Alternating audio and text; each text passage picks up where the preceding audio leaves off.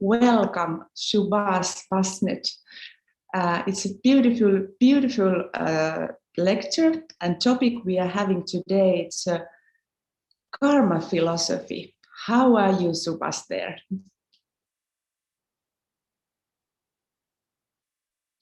Put the microphone on, please. On mute, yes. Yes. Hey, everyone. And it's a very honor and a pleasure to be here in this platform. And I'm feeling very good and happy to join you, all of you.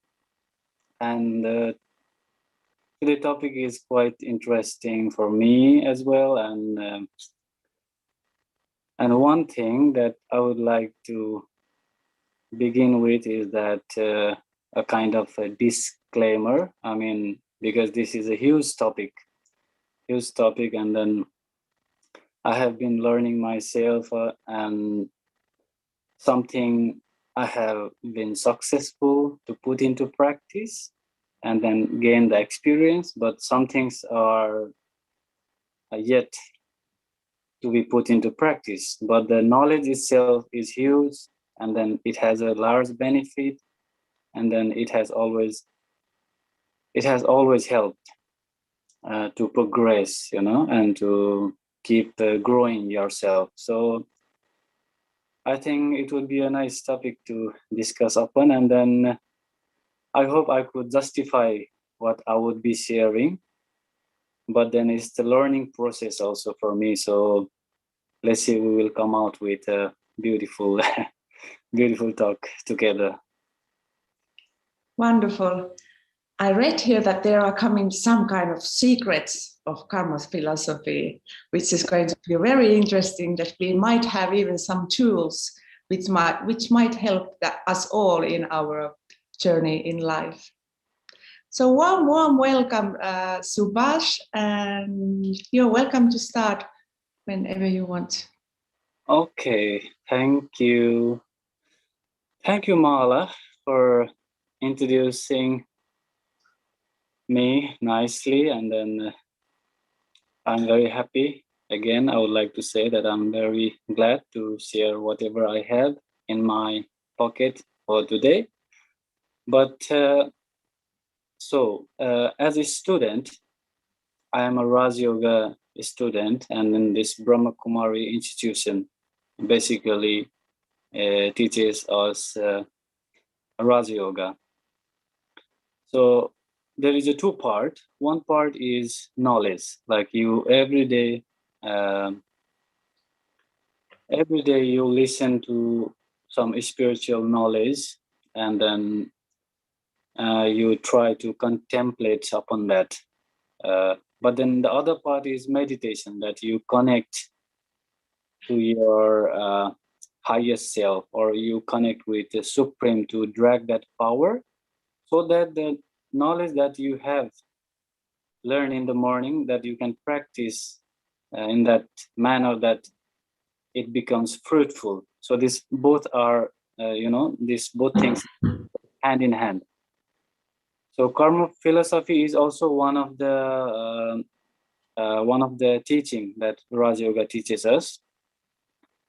And every day we always get some points to churn, and then to get something out of it. So I would be sharing some of the slides that I've prepared, and basically those slides has the learnings or that teaching that has been taught from Brahma Kumari institution, and then some of the slides would be there some practical or some kind of knowledge that I have practiced and had been useful for me. So that's kind of mix. So, but the basic is that it's the knowledge that's given from the institution itself. So I would like to go to the Sorry, I will be a little bit moving this camera so I can go to this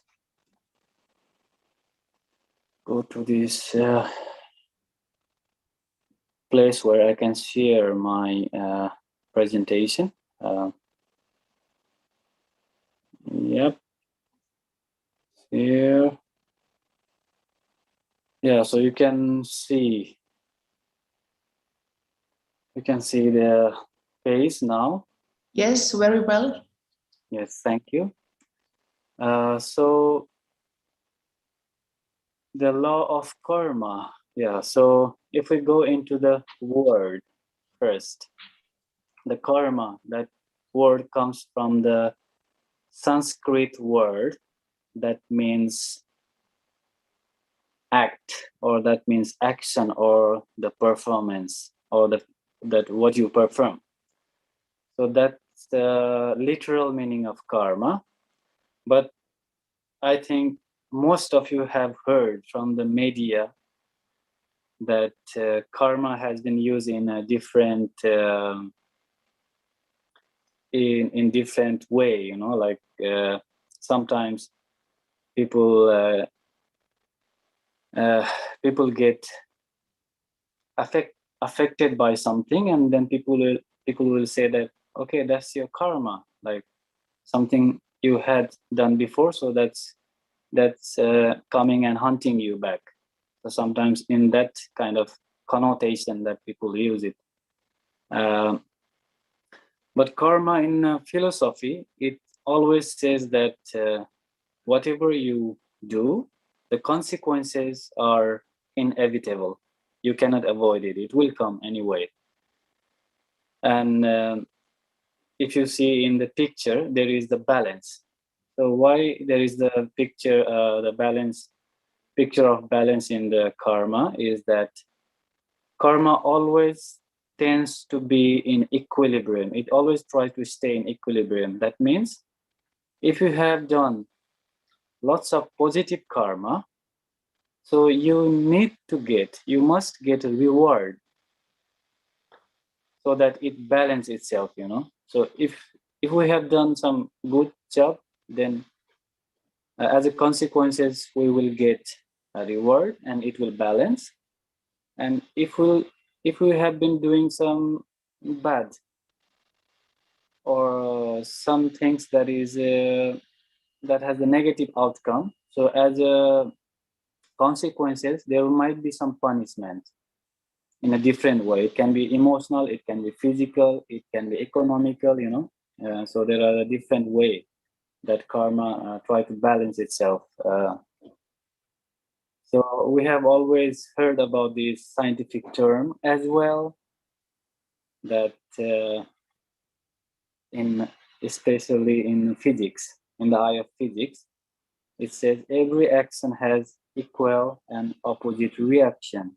So actually it was said for the matter, but in karma philosophy, it is believed that not only matter, but also in the level of consciousness, also in the level of um, spiritual kind of experience. It has the same formula that every action you do, it comes as a like equal and opposite reaction. So that is the one main foundation philosophy of karma. So if we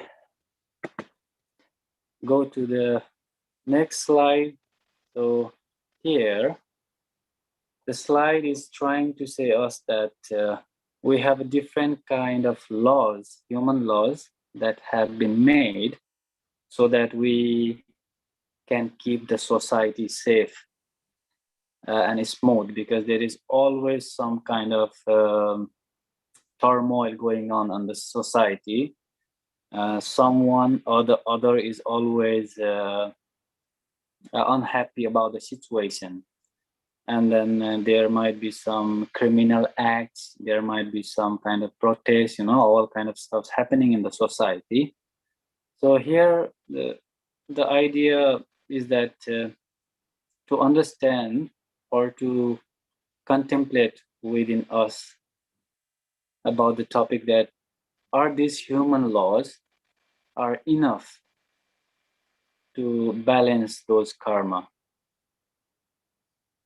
So it says that it might not be enough, because we can see that sometimes people might be doing some very heinous crime or some kind of bad actions, and they might be getting away with that, um, especially in third world countries. If we see, then if you have lots of money and if you have lots of power in your hand, then people might easily get away with punishment. And sometimes you might be doing quite good in your area, and sometimes the reward you might not receive immediately. So the karma philosophy says that even if you're not getting at the moment that what you have or what you should be getting, but it might come later, So here are some example I was trying to put, that sometimes the wrongdoer might get away with the financial penalty.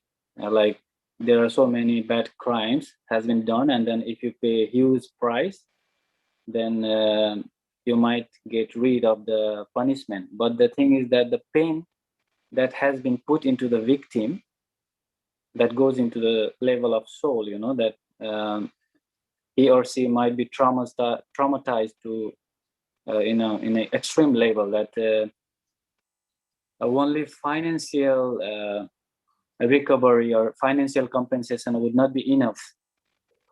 So in karma philosophy, it says, it's very deep and it's multi-layered, and then sometimes people need realization to reach to that level that they will do something better in future. Sometimes punishment is not enough. What I'm trying to say here is that sometimes people do bad job, bad work, and then they are punished, and then they are put into the prison, right? But it is not pure that after the punishment the person will be good. He might get some other bad company and might come as a even baddest person, like. So punishment always doesn't work. So that's why karma philosophy says that it always try to put that balance into equilibrium itself. So he might be getting something that we might not see. So that was it, that karma always tries to balance itself, and sometimes even it seems that the criminal might seems to get away with something, but it might come later, So karma philosophy says that. So moving to the next slide, it says about the golden scale of karma. So that means there are certain rules that karma follows, and it happens anyway because we cannot avoid it. So the first rule is nothing goes unresolved. Even that's what I was trying to explain, is that sometimes circumstances or situations seems unresolved, but it will get resolved in far future. And destiny actually is defined by deeds. That means sometimes we might see people getting reward suddenly. Sometimes people seems like they are winning the huge lottery, right? Suddenly, and they suddenly become rich. And sometimes some rich person or a rich organization suddenly fall into this bankruptcy, get into the bankruptcy, and then suddenly lose all the money all of a sudden. So karma philosophy tells us that these are the destiny. Actually, it's defined by the deeds. It's our deeds that's coming as a consequences. And then we choose our own experiences. Whatever experiences we are experiencing right now, that is our choice. We have chosen to experience in certain way. And the other part is human justice, that human laws are the part of this karma philosophy. So even if sometimes our human justice systems cannot justify the deed or justify the crime or criminal, then it will come later, and it might come in installment. Like sometimes it comes suddenly in a big way, sometimes it comes in a installment in a small portion. So that was the golden scale of karma. And so this is just a simple example that what goes around, that comes around. That means whatever we have done something with some kind of force, it brings back the same force, whatever we have sent with. So the other side is just the example I found in internet. It's a picture of ice cream, and it says that pleasure has more than one layer. So it's completely fits with the karma philosophy. So karma philosophy also is very deep, and it's multi-layered. Like sometimes one person might hurt other person, not only financially, not only physically. So it might go into the deep layer of spiritually, emotionally, So when it comes back also, it comes in multi-layer. So it's just like this picture of ice cream, So it's just a kind of depiction of the karma philosophy. Then the other thing is that I found myself very interesting is that we all have heard about the gravity. So gravity tends to pull everything downward. And this is the picture that Newton found, this law of gravity when apple falls in his head or in his body. But then in karma philosophy, we look at it, and then it seems like the strongest gravity is actually karma. That was what I'm trying to tell, is that it's a little bit kind of metaphorical explanation, but in reality, so sometimes suddenly some mishap might occur in our life, and then we might wonder what I have done so wrong. I have been always doing so good, but why it's happening to me? So suddenly it happens, and then we don't realize what we have done before. So my one experience in my life also, I have had some kind of mishap, and it came sudden and it comes like huge. So only if I see from the perspective of this karma philosophy, then I can understand, okay, there might have been something wrong in my previous past life, or like in my previous years, that I have done something wrong that came just suddenly. So it just neutralizes, this knowledge is that helps you neutralize the situation, and it helps you to create that space from where you can look at the situation like an observer. and makes you feel more safe. Otherwise, we will be reactive and try to react to the situation so that and it goes even worse. So that's very interesting one. And then the most practical and the foundation of karma philosophy is the deed. What we are doing, this deed is the seed. So when you put something, seed into the ground, then it will give that fruition. That we cannot stop that seed being into the fruit, you know. So there are three kinds of karma in karma philosophy. Karma philosophy, it describes, it has three different kinds of karma. So one is good karma, as we know, and then it has a good consequences, positive experiences, and there is a bad karma. It has a bad consequences and bad experience. And there is a neutral karma. So neutral karma itself is, how I see is that when you put seed into the ground and it gives the fruit. So that means good karma and good consequences. There is a result. But the neutral karma is while eating, or that attainment of the fruit or the eating of the fruit is the neutral karma. That's how I see. And then here one very important aspect I found myself while going through this is that,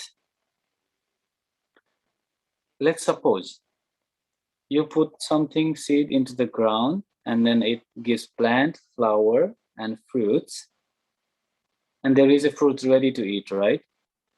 So while eating it, there is again that seed inside the fruit that again you can sow into the ground.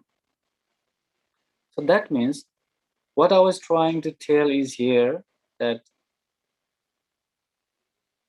let's take one example again about the crime. So somebody did the crime as a seed, and then later on he get, as a consequence, he get a punishment. He went into the prison. That is now a fruit. It's negative, but it's a fruit because that was a seed. There was a seed like bad karma.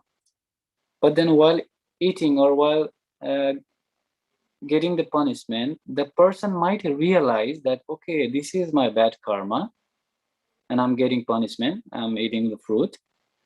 And then the realization might be, now I have to change. Now I have to go into the good direction, and I have to do the good karma to get the good reward in the future. That might be one case. But the other case could be, let's take another example.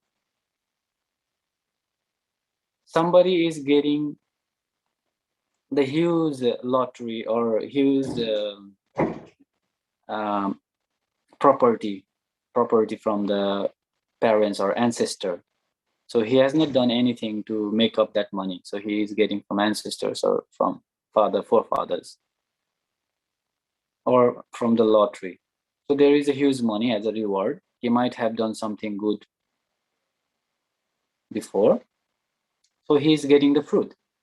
So while eating that fruit, one might realize that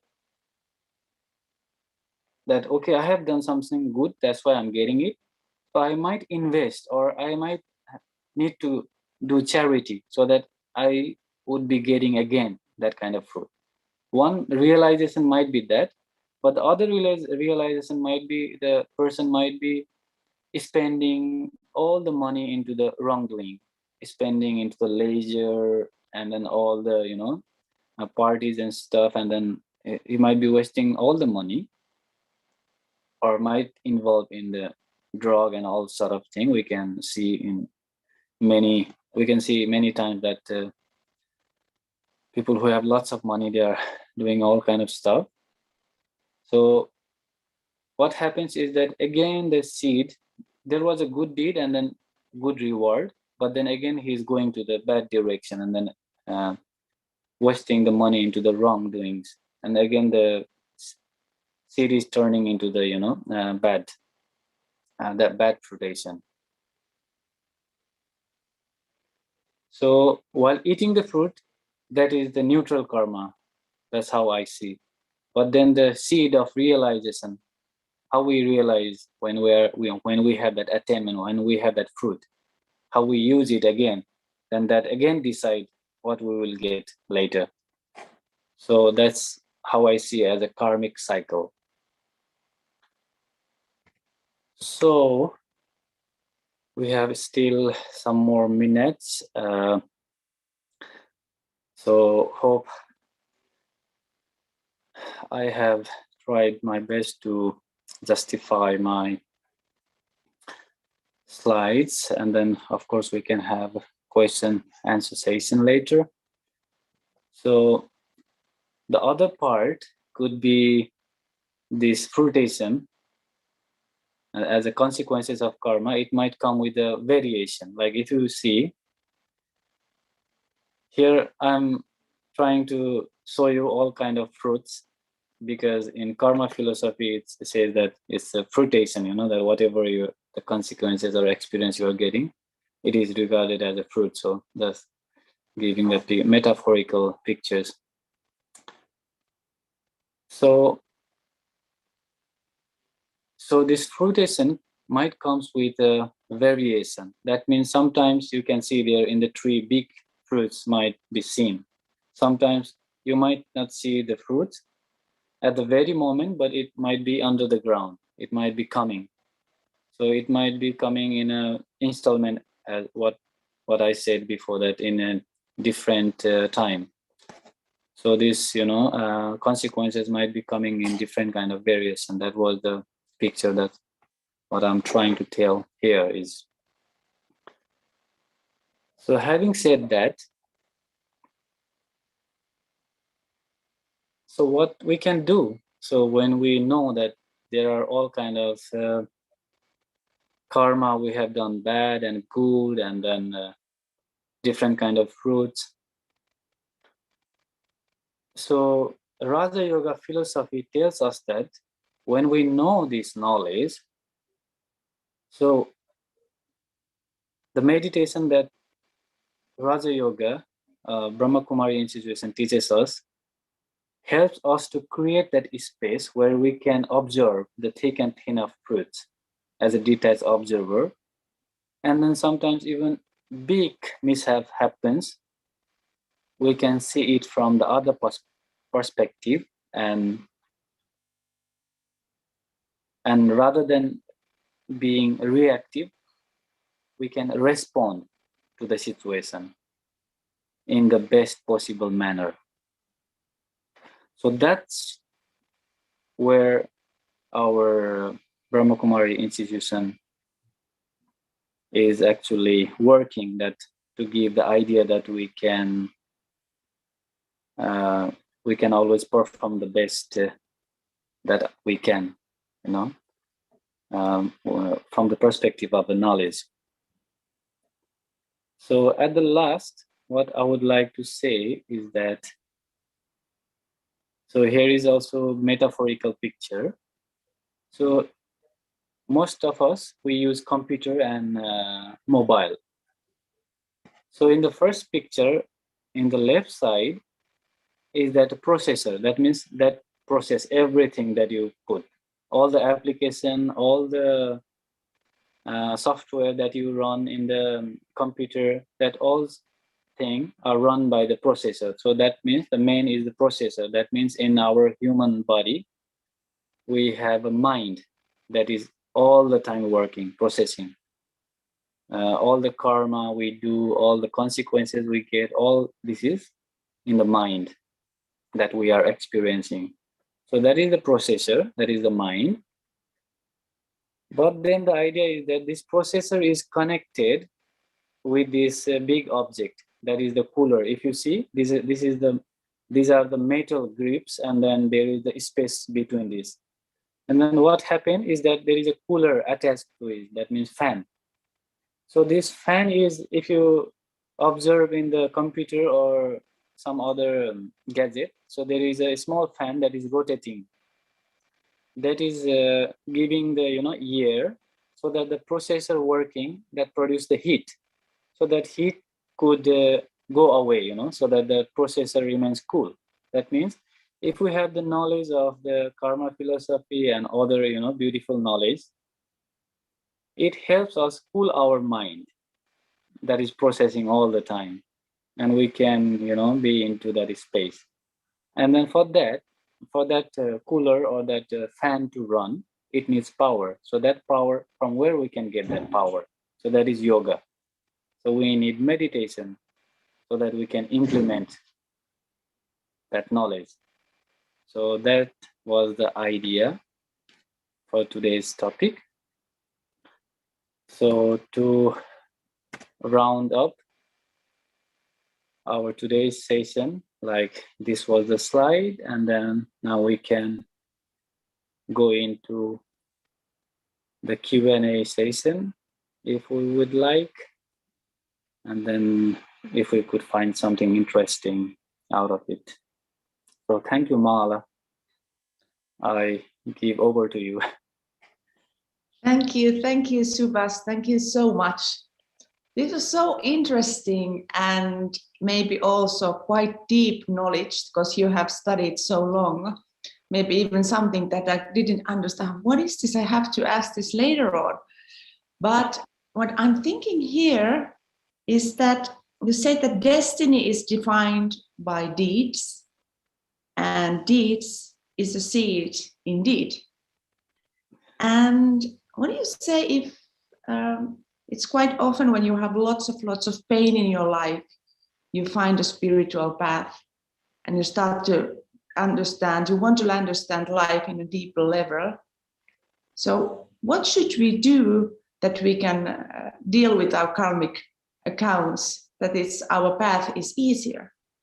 Yeah, that's true. So do you have any advice? How should we live our life then? Yeah, it's a very interesting question. Thank you, Mala. And then, and it's very helpful when we know that. And of course, it doesn't mean that, okay, let's say we start doing good karma, and then within a week, we start getting all the consequences, good experiences, and all sort of things. It doesn't happen so instantly. But the idea is that it strengthens our mind, it strengthens our soul. So one thing, what I have learned, and then what I have heard from our seniors is, so let's take an example of a bank. So if you have a debt in a bank, or if you have something loan to pay for someone at the bank or the person, so what should we do is that we need to earn more. If we don't have anything in our hand and we have a loan, then what should we do? We should earn more, right? We need to work and then earn more so that we can give something to that person that we owe to, or to the bank. So we need to have that money in our hands so then we can give. So in this karmic philosophy also, so if we have been experiencing something bad, or if we realize that, okay, something is not happening good, then what should we do? That we should do good karma more. We should do good action more. We should have that good feelings more, so that our depth of this negative karma or consequences get lower and lower, and then at some point of time it neutralizes. So more you do good, and it's the same like earning and the debt, like you can see in that manner. So we have to do good and we have to feel good. We have to think good. So all these things matters every day, what we do. Thank you, Subash. I'm even thinking, because we've been studying here, like our soul and how we are built, and when we are connected to our soul, we are doing things of love, joy, happiness. Yeah. And somehow, if you're very tired and sad in your life, and you took the energy from not from the virtues and those powers, is it so that you might take bad karma to your life in that way if you are, for example, too tired or sad in your life and you still try to go on? Is there also something to do with that bad karma comes to your life?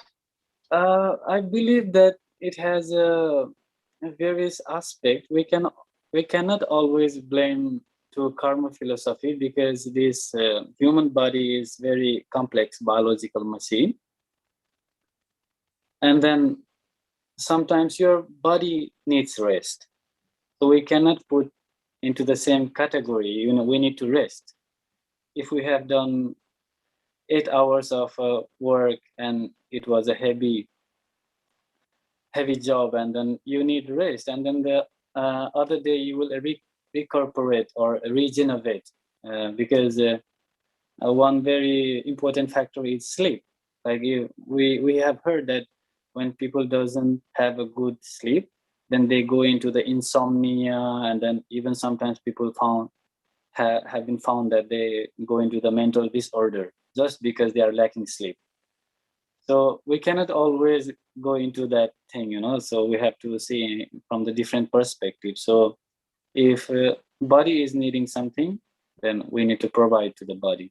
But then some deeper level, if we are feeling some emotional dependency, or sometimes you might be trying to work out with your work colleague, but it's not happening even after your hard effort.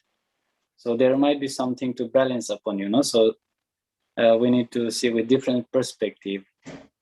But it was interesting topic, and then we need to find the solution according to the subject. Yes. Thank you, Subhash. There is one question on chat. Ansa is asking here that if you want to do, or if you do something good and you can not do it in selfish way, but can I still think that when I'm doing good, that will do good karma for me? Did you understand my translation? So if I understand that if somebody wants to do good without selfishness, then does it count into the good karma, or? Yes. You cannot do good for that only because of your own good or selfishness, but can I think that if I do good to others, does it make a good karma for me? So without the selfish motive, yeah. If you do good to others, yes. That's the 100% good karma. But even what I would like to suggest is that in Rajayoga philosophy, in Brahma Kumari institution, what we have learned is that we have given this selfish word a different meaning.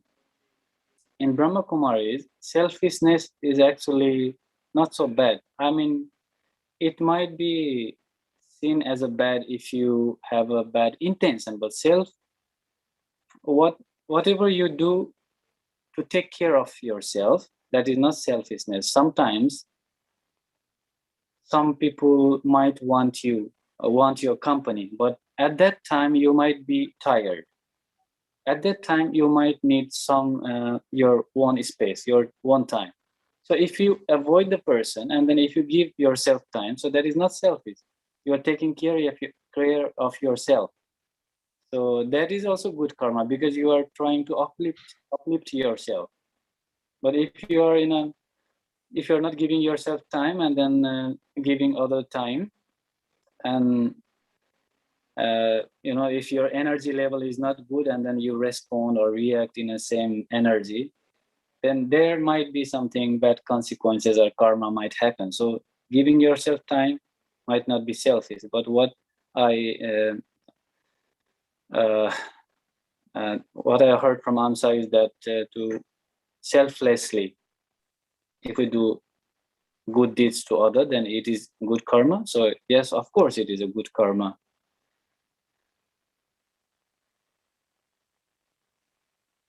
So, but thank you for the question, Amsa. Like it was a good reminder for all of us to do good. Do good. Yes. Answer writes here. Thank you. Okay. And if there is still any questions, please write them now to the chat box, because in 2 minutes we are going to have Subash's a little meditation for us, 10-minute meditation. And we can still wait if some questions are coming. But now I want to say, Subash, thank you so much. This was very, very interesting topic, and there is still lots of to study about Rajayoga and about karma philosophy. Yeah, that's true. I mean, sometimes even knowledge is not enough. What I have realized is that knowledge has to be put into practice again and again. And then when the foundation becomes solid, and then only we can take benefit of it, So as I have said earlier, that people easily speak out the word that, okay, that's your karma, that's happening to you. And then people might easily blame someone. And so there might be so much deeper layer to it, that people might trying to come out of some situation, but it's not happening. So what we can do is that when we do understand more and more, then we need to create that platform to help others to understand, and then if possible help in a physical way also. But then if not possible, then we can share our knowledge, we can share our good wishes. So these are all good karma, and then it's never kind of to give good wishes to other. It's we don't lose anything to give some good advice, or to feel good about others, and to feel good about self. So it's a priceless, but there is no price, So kind of contradictory, but priceless, but there is no price. Free. Definitely, that is true. If there is a good wishes for others, that doesn't cost anything, and that's the beautiful thing. We just need to have those good wishes for everyone every day. But thank you, Subash. If it's okay for you, we can have our little meditation now. Yes, thank you everyone for joining today's talk, and then it was a pleasure to meet all of you, and then in future also we would like to see you all. So yes, so we will go to the meditation part.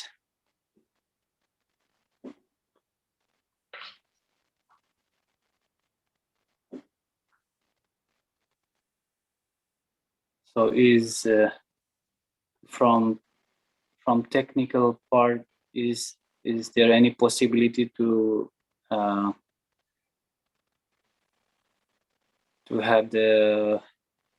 this silence music or some kind of in a small sound, or If not possible. Unfortunately, we have now only your voice. We don't have any music.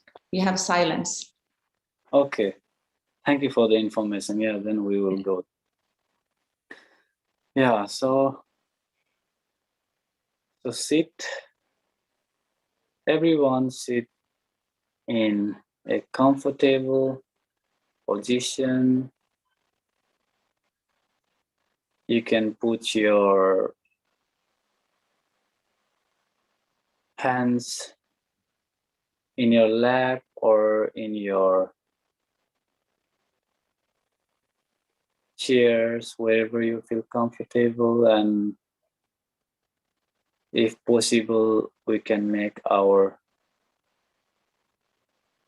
spine straight, even if we are sitting in chair, and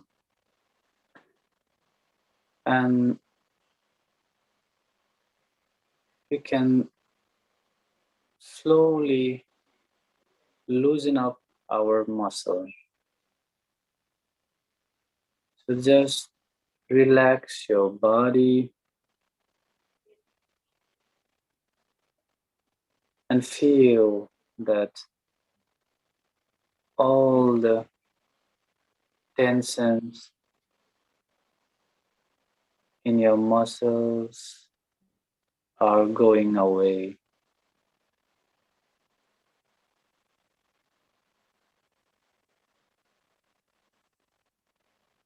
You can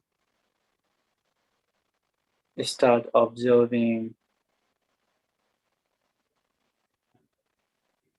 your complete body and feel that starting from the toe of your foot, the muscles and the stress are going away. Your legs are feeling light. Your hips are feeling light. Your upper body is feeling light. All the tensions in the muscles is going away. Your hands are feeling light. All the tensions in the muscles going away. And all the sense organs and your head is becoming calm. Tensions in the muscle of your face is going away and becoming light. So whatever is coming into your mind and any emotions coming into the mind, do not try to stop it. Let it come and pass through the mind and let it go.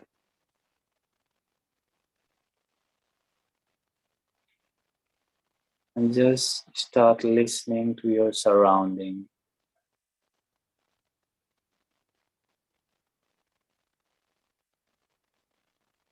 The breeze of the air, the space in the room. You can imagine out of your room and then you can start listening to the leaves of the trees that are fluttering in the rhythm of the air.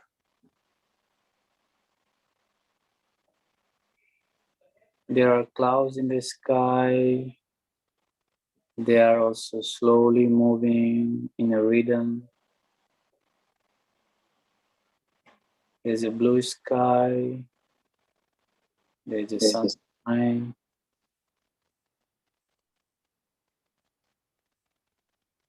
All the matters are,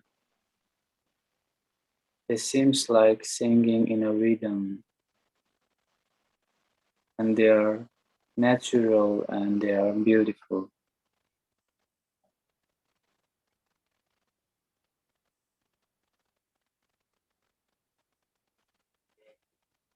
So in the nature, if you see everything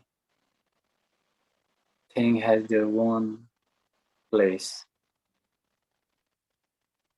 and nothing disturbs each other. Everybody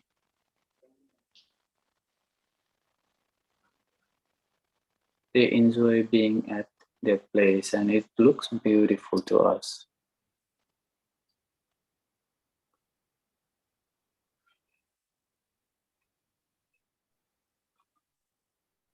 So you can imagine yourself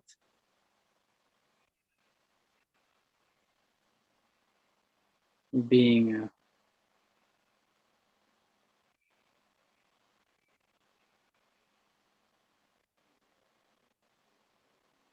consciousness being of light that has the consciousness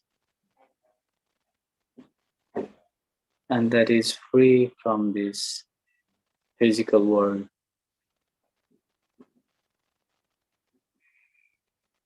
You can see your physical body from above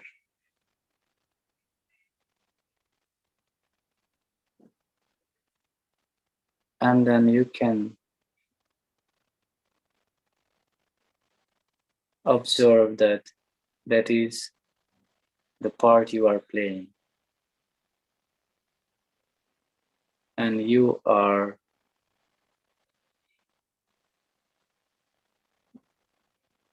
different from your part. You are not your part.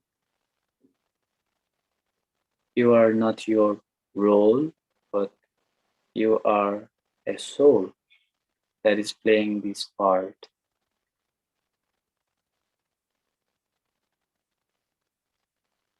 So just see from above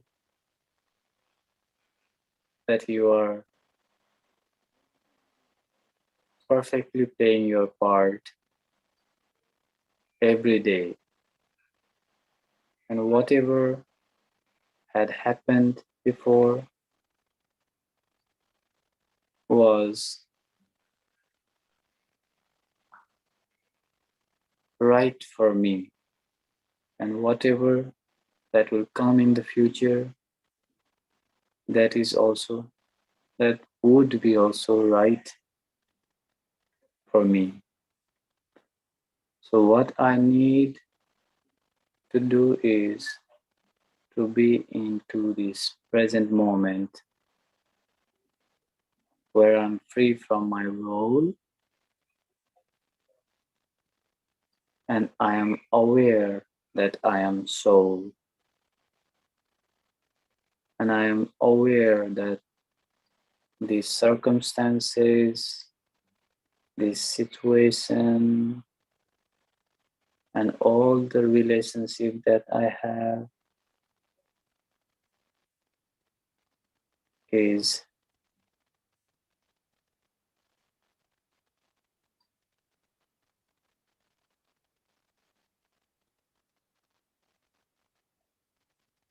the part of my life, but I am not dependent on circumstances and relationship to be happy and to be peaceful.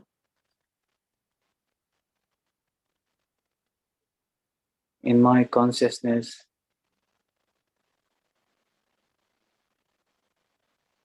I have that happiness and peace and that love that I could offer to myself and I could offer to others as well.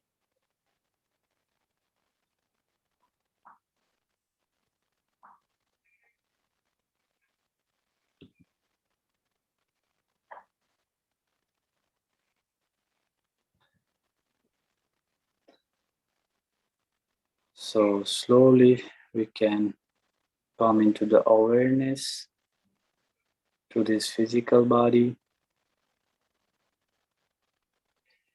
and just see everything around without any opinion or any judgment, just as it is. Now you are more lighter than you were a moment ago. And then your mind is clear. You have that clarity to respond to the situation. And you have that lightness into you that you can spread around. And you are more aware than before. Om Santi. Thank you everyone for participating and hope we would see you again some other time. Om Santi.